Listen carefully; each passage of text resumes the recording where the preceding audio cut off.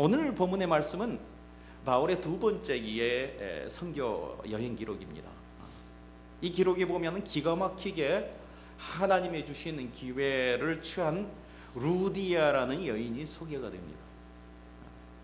바울 일행이 이 아시아에서 말씀을 전하는데 환상 중에 아시아 영역이 아닌 유럽 영역의 마케도냐에서 어떤 사람이 손짓을 하면서 마케도냐로 건너와서 우리도 좀 도와달라고 이렇게 하는 그 환상을 보게 됩니다. 바울은 이 환상을 하나님의 뜻으로 여기고 마케도냐로 바로 떠나기로 작정을 했습니다. 바로 그 다음날 바울의 일행은 드로에에서 배를 타고 사모드라게로 직행하고 이튿날 네아폴리로 그렇게 가고 거기서 마케도냐의 첫 성이요 로마의 식민지였던 바로 빌립보에 도착을 하게 됩니다. 거기서 세 부류의 사람을 만나게 됩니다. 첫째는 자주장사 루디아와 그 가족, 그리고 두 번째는 귀신 들려 점쟁이에게 고용된 그 여인, 그리고 세 번째로는 귀신 들린 여인을 낫게 하다가 억울하게 감옥에 갇혔을 때 그때 만난 간수와 그의 가족들이었습니다. 여러분, 루디아는요 아시아 여인이었고 점치던 노예는 헬란이었고 그리고 간수는요 로마인이었습니다. 이 세 사람은 국적도 다르고요 신분과 계급도 달랐습니다. 저들은 이렇게 이야기할 수 있어요. 상류와 중류와 하류 그렇게 분류될 수 있는 사람이었지만은 하나님은 저들을 연합하게 하시고 하나 되게 하여서 유럽의 첫 교회인 빌립보 교회를 이루게 합니다. 성령의 인도로요 선교에 소명된 바울 일행과 그리고 이 소명에 동참된 그 사람들을 통해서 빌립보 교회가 이루어졌다는 사실이에요. 여러분, 이 교회는 쉽게만 세워진 건 아니에요. 바울이 옥에 갇히고 두들겨 맞는 희생과 고난도 있었습니다. 이렇게 영적 공격이 많았다는 것은 이만큼 중요한 그것이 영적 고지라는 거겠죠. 아니나 다를까 이렇게 세워진 교회는 그 빌립보 교회는 하나님의 구속사 중에 나타나는 세계 전략 선교지가 되고 말았습니다. 이제 복음이 서쪽으로 진행되는 유럽의 관문에 서 있는 아주 중요한 교두의 역할을 이 빌립보가 하게 된 것이죠. 할렐루야. 저는 오늘 이 말씀을 보면서 저는 우리 교회도 동일한 사명이 있다는 것을 깨닫습니다. 작게는 이 일랜드 지역과 나아가서는 이 15번 남북으로 그리고 210번, 10번, 60번 따라 뻗어나가는 복음의 관문으로서 이 교회, 더 나아가서는 이 미주와 세계로 퍼져나갈 복음 전함이 우리 교회에 있다는 것을 믿으시기 바랍니다. 저도 믿습니다. 우리는 이런 하나님의 계획과 섭리를 깨닫고 그리고 각자의 주어진 소명을 붙들기만 한다면 그 자리에서 그렇다면 가장 아름다운 교회, 그런 교회를 이룰 줄 믿습니다. 이제 우리는 몇 주간에 걸쳐서 이런 복음의 소명을 함께 붙들다가 하나님께 인도하신 가운데 그 인생이 복되고 자랑스러워진 그런 몇 사람의 얘기를 나누고자 합니다. 오늘은 첫 번째 시간입니다. 누굴까요? 누구죠? 루디아입니다. 루디아는 빌립보의 시장에서 자줏빛 옷감을 팔던 그런 여인이었습니다. 여러분, 여인의 몸으로 생업의 일선에 뛰어든 것을 보면 그 당시에 루디아의 집안의 생계를 꾸려나가는 고된 나날을 보낸 한 여인으로 우리는 볼 수가 있습니다. 그 당시 이 여인의 모습으로 이 생계를 책임지려 했다면 그럴 이유가 분명히 있었을 거예요. 그것은 분명히 아픔이었을 거예요. 분명히 상처가 있었을 거예요. 어떤 그런 꼭 감당해야만 할 수밖에 없는 그런 어려움이 있었을 거예요. 그렇지만 그 염색과 포목점을 운영하게 될 정도였다라면은 나름대로 성공한 그런 여자라고 이야기할 수 있습니다. 이런 사람이 이제 남은 인생을 관리 잘하고 건강 관리 잘하고 이런 성실과 열심으로 계속 살아간다면은 아들, 딸, 손주, 며느리 또 사위 그런 거 잘 보고 살다가 혹시 인생에 세상 사람으로 얘기하는 운이 잘 따라준다면은 그렇게도 바라는 9988234, 그거 무슨 말인 줄 아세요? 99살까지 팔팔하게 살다가 이틀 후에 병원에 가서 3일 후에 이틀간 병원에 입원해서 3일 후에 친구 만나보고 4일 후에 세상 떠나는 거. 여러분 지금 아멘 나오잖아요. 여러분 뭘 모르신가 봐요. 저는 인생들을, 그리고 저희 어머니의 모습들이나 많은 분들을 그 모습을 봤기 때문에 정말 이게 복이에요. 이 정도 되면 꿈이에요, 환상이에요. 예. 이렇게 생을 맞춰줄 그런 사람이었을지도 모르겠습니다. 보통 이것이 자연인으로 누릴 수 있는 가장 큰 복이라고 이야기하니까요. 그렇죠? 그래요. 우리가 그렇게 많이 들었던 옛날 이야기 주인공처럼 오래오래 행복하게 잘 살았더래요. 예. 그렇지만 이렇게 오래오래 살다 보면은요, 살아봐야 얼마나 많이 살았겠어요. 99살. 만약 이 복만 적용이 됐다면 눈을 감을 때는 자기 육신을 흙으로 돌아가게 하고 자기 영혼이 어디로 갈지 몰라 미래에 대한 불확실 속에서 두려워하고 낙심하다가 어떡할 거예요? 그 환경 속에서 체념으로 눈을 감을 수밖에 없는 그런 인생이 루디아의 인생이 아니었겠어요? 그리고 만약 이 땅의 복만 누릴 수 있었다면 하마터면 자신도 모르는 중에 영원한 죽음인 지옥으로 갈 수밖에 없는 그런 인생이 루디아 인생이 아니었나요? 열심히 최선을 다하고 고생하며 살았는데도 불구하고 영원한 고통의 길로 갈 뻔했던 루디아가 아니었나요?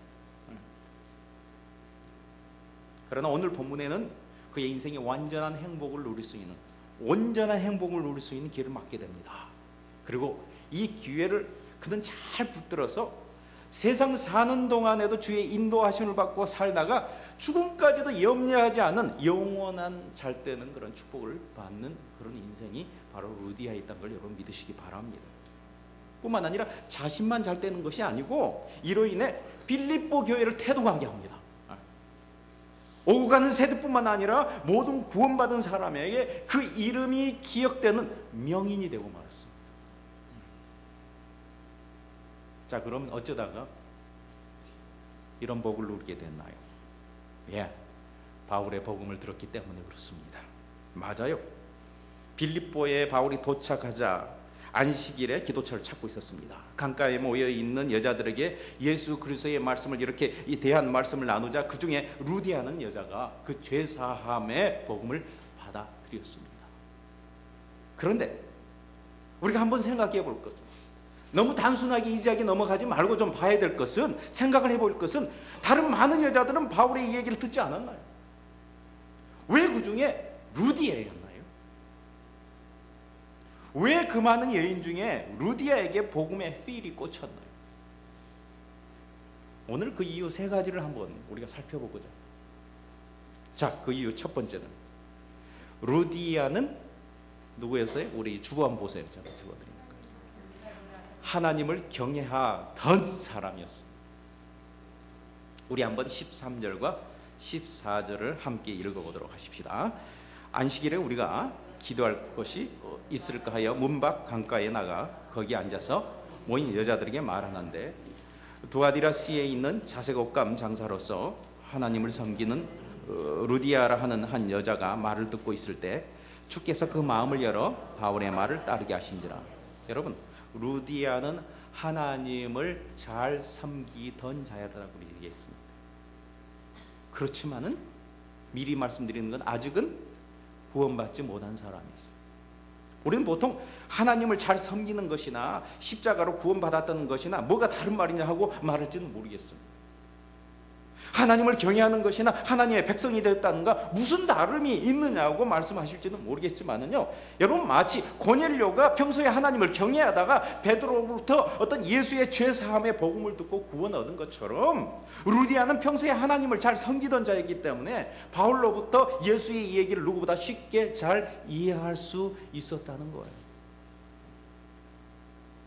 여러분, 하나님을 전혀 모르던 사람도 복음을 대하자마자 그냥 다 받아들일 수도 있지만 사실 저희 목회 경험상 보면 그런 경우가 극히 드물더라고요. 특히 미국에서. 그 당시 루디아가 하나님을 잘 섬겼다는 말은요, 유대교인이었단 말이에요. 복음은 몰랐지만 하나님에 대한 어떤 베이스가 쫙 깔려 있는 것은 다 인정하고 어느 정도 알고 있었다는 거예요. 생사화복을 주관하신 분이 하나님이고 그분이 살아계시고 그분을 잘 섬기면 복을 받는다는 그런 정도는 아는 사람. 이런 상태의 루디아에게 구체적인 그 하나님의 구원 베푸심의 계획과 그렇게 하셨던 예수님의 십자가 부활 사건을 소개하자 그냥 이해가 되고 그 심령에 그냥 클릭이 된 거예요. 복음을 받아들일 준비가 된 거예요. 강가에 여러 여인이 있었지만은 이렇게 준비된 그 루디아에게 복음이 들리자 그냥 역사가 일어나는 거예요. 여러분, 우리 교회에 출석하는 교인들, 처치 멤버 중에서도요, 아직은 믿음의 확신이 없더라도 하나님이 생사화복을 주관하신 분을 어렴풋이 알고, 그리고 또 하나님이 살아계신다는 걸 전제하에, 그래서 교회 안 오면 꼭 무슨 일이 일어날 것 같고, 또 우리가 뭔가 잘못하면 하나님 배보고 이렇게 뭔가 좀 뭐 하듯이, 좀 세상에 무슨 뭐 미신가 이렇게 좀 뭐 확실히 구분도 못하고 아직 온전하지 않기 때문에 뭐가 그러면은 그냥 헌금 드리는 것, 액땜하는 것처럼 들 수 있는, 뭔가 하나님을 두려워할 줄 알고 뭔가 의식할 줄 아는 그 수준에 있는 사람들. 그래서 나름대로 그동안 하나님을 경외하고 악모하고 예배하고 성령을 찾고 예물을 드리면서 하나님을 섬기려고 애쓰는 자들이 있습니다. 교회는 이런 자들을 귀하게 여겨야 되는 줄 믿습니다. 왜냐하면 그런 자들이야말로 곧 구원으로 인도될 만한 루디아의 어떤 베이직한 신앙을 가지고 있는 그런 자들이기 때문에 그렇습니다. 네, 그렇습니다. 그리고 이런 자들 역시 그분 스스로들도요, 너무 평생 준비만 하지 마시고 오늘 루디아가 인생의 새로운 전환점을 맞이한 것처럼 이제는 복음 안으로 한 걸음 성큼 걸어 들어와야 됩니다. 그래서 그리스도인이 되시고 믿는 자가 되시고 구원받는 그런 성도가 되십시오. 루디아처럼 교인의 신분에 머물지 말고 크리스찬의 신분으로 넘어오십시오. 그리고 그냥 신앙인이 아니고 구원받은 하나님의 자녀 신분으로 들어오십시오. 그렇게 아예 어떤 패스포드를 바꾸십시오. 천국을 통과할 수 있는 그런 패스포드로 바꾸십시오. 하나님의 자녀가 되면 그런 하나님의 자녀가 된 권세를 누릴 만한 선물을 주신 줄 믿습니다. 그것이 하늘의 시민권이고 그게 기도의 권리고 하나님의 온갖 은사며 인도하심입니다. 여러분을 구원하시기 위해 제 문제를 대신 해결하기 위해 십자가에 죽으신 예수님을 믿는 것, 그런 기회를 만드시는 여러분이 되기를 바랍니다. 자, 이 여러 여인 중에 루디아가 이렇게 인생의 전환점을 탁 맞게 된 다른 이유는 무엇일까요? 그의 두 번째, 그것은 루디아는 좋은 것을 미루지 않는 뭘 가졌다고요? 좋은 성품을 가졌습니다. 우리 함께 15절을 읽어볼까요? 시작. 세례를 받고 우리에게 청하여 이르되 만일 나를 주 믿는 자로 알거든 내 집에 들어와 유하라고 강권하여 머물게 하니라. 그렇습니다. 루디아는요, 바울을 만나 복음을 듣자마자 믿기도 했지만 바로 세례를 받았고요. 그리고 온 가족이 함께 믿고 또 주춤거리지 않는 어떤 그런 행동들을 이렇게 옮기기 시작했어요. 믿음 생활이라는 게 좋은 것이고 또 믿음의 성장이 좋은 것은 누구든지 알고 있더라고요. 그런데 많은 사람들이 그 다음의 단계로 발을 들여놓는 데는 주춤하고 있더라고요. 어떤 사람은 밖에서 교회 마당까지 나오는데 한참 걸리고요. 거기서 또 예배당 안에 들어오는데 수년이 걸린 사람이 있더라고요. 있어요, 우리 교회. 그것도 뒷자리. 그 후에 또 거기서 뜸들인데 수년 수십 년을 지나다가 겨우 복음을 깨닫고 받아들였는데도 또 이 머리에서 이해된 이 복음이 이 가슴이 두 뼘밖에 안 되는 이 가슴으로 감동으로 내려기까지는 또 한참 걸린 사람들이더라고요. 그리고 이 가슴의 감동이요, 손과 발의 헌신으로 이렇게 신경으로 전달 내려오기까지는 한참인 사람들이 있어요. 여러분은 지금 어디까지 와 있습니까? 아니, 오기는커녕 왔다가 다시 백업한 사람도 혹시 있습니까? 여러분, 좋은 것을 미루는 사람이 어디가 있어요? 차차 하지 마세요. 그러다가 숨 넘어가더라고요. 몇 단계 못 가고 인생이 다 가고 숨 넘어간 사람 제가 많이 봅니다. 강가에 바울의 권면을 듣는 사람 중에요, 루디아 말고 그 마음에 살랑살랑 뭔가 감동이 일어나려고 하는 그런 사람이 왜 없겠어요? 그렇지만 이리저리 계산해보고 좀 쑥스럽기도 하고 다른 것이 더 급하다고 생각하면서 다음에 하지 차차 하지 하고 그러고 미뤘을 거예요. 분명히. 믿음 생활에서 자꾸 차차 미루게 하는 게 사단의 가장 파워풀한 작전이라는 거 여러분 아십니까? 사단들이 모여서 카운슬 미팅을 하는데 젊은 대표가 하는 말이, 복음을 방해하기 위해서 민자와 전환자를 방해하고 핍박하고 막, 한마디로 뭐예요? 세상을 지기자 그랬더니요, 경험 많고 노련한 그러한 사단이 허연 머리를 가지고 있으면서 이렇게 노하우를 가르쳐 주는데요, 야, 핍박하지 말고 방해하지 말고 해라. 그리고 나쁜 것이라고, 신앙생활 나쁜 거라고 그렇게 속이지도 말고 그냥 좋은 것이라고 해라. 그렇지만은 차차 그렇게 유혹해라는 거예요. 그리고 그런 명분을 대라는 거예요. 그것이 지금 2000년 넘게까지 잘 먹혀왔다는 거예요. 지금도 그 작전에 지금 많은 사람이 헤매고 있다는 거예요. 그렇게 하면 해봐라. 그러면 틀림없다. 그게 오늘날 교회 모습이란다. 내일부터 믿음 생활해야지. 시간 나면 성경 공부해야지. 형편이 이것만 나아지면 헌신해야 되지. 다음부터 기도 생활해야지. 차차 등록하고 신방해야지. 여러분, 루디아는요, 그날 그 시간에 그냥 섬김의 봉사까지 저르르 다 걸어와 버렸어요. 그리고 곧 바울을 초청하고 신방하고 한 식구가 되어버리고 말았습니다. 할렐루야. 여러분, 여러 가지 이유와 형편, 미루는 그 형편은 제가 다 이해합니다. 목회자가 그 형편 이해하면 어떻게 할 거예요? 그나마 놓칠 거 아니에요, 끈이. 다 이해해 줘야죠. 그러나 제가 주님의 이름으로 강력히 촉구합니다. 신앙에서 신속한 결단이 그래도 최고의 복임을 기억하고 그리고 믿으시기를 바랍니다. 성공한 영국의 큰 사업가가 한 직원을 불러서, 우리 회사가 미국에 공장을 지으려고 하는데 당신이 갈 수 있겠습니까? 하고 물어보자 뜻밖의 제의를 받은 그 직원이 너무 기뻐하면서, 예, 이곳의 생활을 정리하려면 적어도 2달의 시간이 필요할 것 같은데요. 그렇게 대답했습니다. 그 다음날 그 사장은 다른 직원을 불러 똑같이 물었습니다. 그랬더니 그 직원, 예, 일주일만 시간 주십시오 라고 대답했습니다. 그 다음날 사장은 다른 직원을 불러 또 물었습니다. 그랬더니, 예, 지금 즉시 떠나겠습니다. 당장 짐을 챙겨오겠습니다. 사장은 즉시 인사 담당자를 불러 이 직원을 미국 그런 지사장으로 발령하게 하고 결국은 본사보다 더 큰 그런 기업을 이루게 했다고 합니다. 하나님 앞에 신속한 결단은요, 하나님의 감동을 불러일으키는 걸 순종이라고 이야기할 수 있겠죠. 1857년 증기선인 센트럴 아메리카우가 뉴욕에서 손님을 가득 태우고 이렇게 쭉 돌아서 이 샌프란시스코로 이렇게 출항을 했습니다. 그런데 출항한 지 얼마 되지 않아 배에 물이 좀 들어오기 시작했습니다. 때마침 근처를 지난 다른 여객선이 그 사실을 알고 혹시 모를 일에 대비해서 승객들을 지금 이렇게 옮겨 태울 것을 그렇게 권유했지만은 센트럴호의 그 선장은 큰 고장이 아닐 것 같으니까 조금 기다려보라.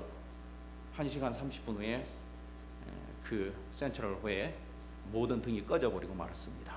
순식간에 배가 가라앉고 승객과 승무원 580명은 사라졌고 딱 150명의 인원만 겨우 구해지게 됐습니다. 여러분, 지옥에서 이런 말이 유행한다고 합니다. 그건 다른 말이 아니라 걸.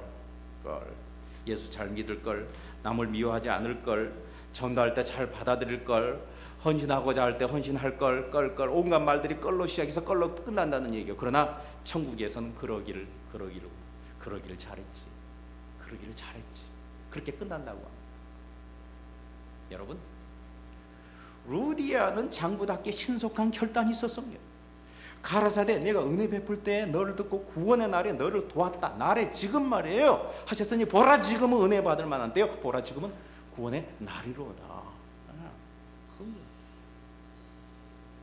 여러분 마음속에 말씀에 대한 옳다고 되는 감정이 있다면 왔다 갔다 백업하지 말고요, 확 밀어버리십시오.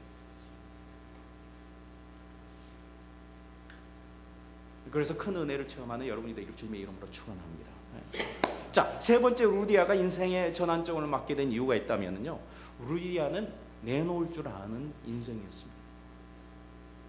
방금 우리가 함께 읽었던 15절을 보면은요, 루디아가 이렇게 바울에게 강권합니다. 만일 나를 주 믿는 자로 알거든 내 집에 들어와서 유하라. 여러분, 사람을 집으로 들인다는 것, 이것은 유하라고 했는데 그것은 잠깐 방문이 아니고요, 유하라, 집에서 머물라, 그냥 집에서 살으라, 그거예요. 지금 바울 혼자가 아니었어요.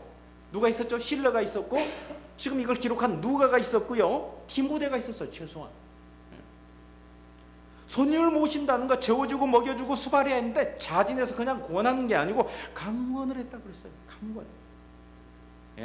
은혜를 받으면은요 좀 더 내놓을 줄 아는 그런 여인이 바로 루디아였습니다. 그렇지만 생각해 보세요. 이제는 루디아의 집에 말씀을 전하는 담임 목사 바울이 있고, 부역자 실라가 있고, 또 행정과 건강을 맡은 누가가 있고, 전도사 같은 누구예요? 디모데가 있었으니, 그리고 루디아의 온 식구 성도가 있었고, 그 집에서 일하는 사람들이 있었고, 그냥 개척교회가 된 거예요. 거기에다가 예배 때 되면은 강가에 머뭇거렸던 그 여인네들이요, 쭈밋쭈밋하고 이렇게 뭐 주춤거리다가요 오르러 왔을 거 아니에요. 보나마나. 루디아는 자기 집을 개방함으로요 선교의 교두보를 제공했고, 그가 자주색 염려 옷을 그리고 천을 사고 파는 그 목적이 이제부터는 복음을 위한 그러한 사역이 되고 말았습니다. 하나님은 이방을 위한 복음 확산을 위해서 루디아의 생업에 분명히 복을 주시어 부욕케 하여 더 통이 큰 인생으로 인도하셨습니다. 그것이 바로 하나님의 빌립보 교회를 세우기 위한 하나님의 섭리였습니다. 나아가 그 이방 지역 선교를 위한 전초지, 그게 되게 하겠다는 것. 성도의 물질관이, 성도의 가치관이, 그리고 성도의 행복한 삶이 어떠해야 하는지를 잘 보여준 대표적인 그런 모습인 줄 압니다. 지구본을 이렇게 손으로 돌리듯이 베풀고 내놓고 감사할 줄 아는 한 여인의 손길을 통해 성령께서는 복음으로 이 지구 땅을 돌려버리게 하셨습니다.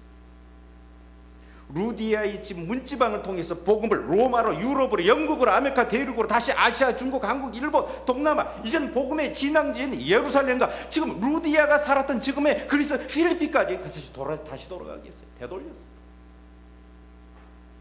어쩌면 근근히 살다가 죽을 인생, 아니 팔자가 좋았다면 9988 234로 죽어 이 땅에서는 잊혀지고 먼지가 없어지고, 그러다가 영원히 무지경으로 떨어져 영원한 불행에 그렇게 고통받을 인생이 남보다 조금 더 빠른 그런 헌신을 하다가 멋있는 인생이 되어버리는 그런 주인공입니다. 여러분, 사람은 누구에나 몇 번의 기회가 있다고 합니다. 여러분들에게서는 지금이 몇 번째 기회인 것 같습니다. 세계적으로 최고의 부자였던 록펠러, 그는 한때 돈을 의지하는 탐욕의 사람이었습니다. 지금 가치로 환산하면 현재 세계 최고 부자인 빌 게이츠 재산의 3배에 있을 정도였답니다. 루즈벨트 대통령은 그가 얼마나 선행을 했든지 간에 재산을 쌓기 위해서 저지른 그의 악행은요 갚을 수 없을 것이라고 얘기할 만큼 그의 지난한 삶이 그렇게 악행이었다는 것. 바로 그랬던 록펠러에게 하나님은 재앙이라는 그러한 일들을 통해서 그의 기회를 주셨습니다. 어쩌면 그의 경고였습니다. 쉬운 3살 때 그는 백향이 무교인 불치의 병이 들어서 하루에 기껏해야 많이 먹어도 우유 한 잔 정도, 그렇게 비스켓 하나 정도밖에 겨우 먹을 수밖에 없는 그런 지경이 되고 말았습니다. 그러니 완전히 그냥 새꼬챙이였죠. 건강이 얼마나 힘들었으면은 머리 윤기가 빠지더니 그 다음에는 머리카락이 온통 다 빠졌습니다. 완전히. 불면증에 소화불량이 쌓여 그의 몰골이 마치 해골을 밟게 하는 그런 지경이 이르렀습니다. 그 당시에는 타이핑하고 그 다음에 이렇게 네트워크가 그렇게 발달하지 않았기 때문에 그냥 미리서 뉴욕의 지방 신문들은요 미리서 그걸 써놨어요. 기사를요. 록펜은 사망했다 하는 기사를 미리 써놓고 빨리 한번 호해하려고요. 그런 빠른 기사를 쓰려고 이미 그렇게 준비하고 있는 그런 상태까지 갔어요. 바로 그때 록펠러가 하나님을 만난 것이에요. 의지할 것은 돈이 아니라 하나님일 것이라는, 하나님일 수밖에 없다는 걸 깨달게 된 거죠. 그는 성경을 보는 동안에 누가복음 6장 38에 주라 그리하면 넘치도록 받을 것이라는 마음의 눈이 확 머물렀다고 합니다. 그때 자신의 헐벗던 그런 모습이 보였다고 합니다. 그때 회심을 하고 변화됐습니다. 왜냐하면 그동안에 록펠러의 어머니가 끊임없이 기도하고 귀에 못이 막히도록 말씀해 줬던 그 말씀이 그 마음에, 그 기억에 그렇게 머물고 있었기 때문에 그렇거든요. 바로 그것이 밑거름이 된 것입니다. 평소에 억지로 들었던 말씀이 운동을 한 거예요. 어머니가 항상 교회 가라 그래. 어머니 내가 더 많이 헌금할 테니까 헌금이라 드리시고, 그렇게 그냥 핑계대고 했던, 그러면서도 들었던. 그는 회심한 바로 다음날 무섭게 아주 날이 새기가 무섭게 비서를 불러서요 주는 방법이 어떤 것인지 연구하게 하고 록펠러 재단을 만들었습니다. 그동안에 얼마나 악명이 높았던지 그의 진위를 의심하여서 록펠러 재단을 설립하는 데만 3년이 걸렸다네요. 안 믿어줬어요. 그의 삶이 변화되다 건강이 회복되고 소화가 되기 시작하고 잠이 오기 시작하고,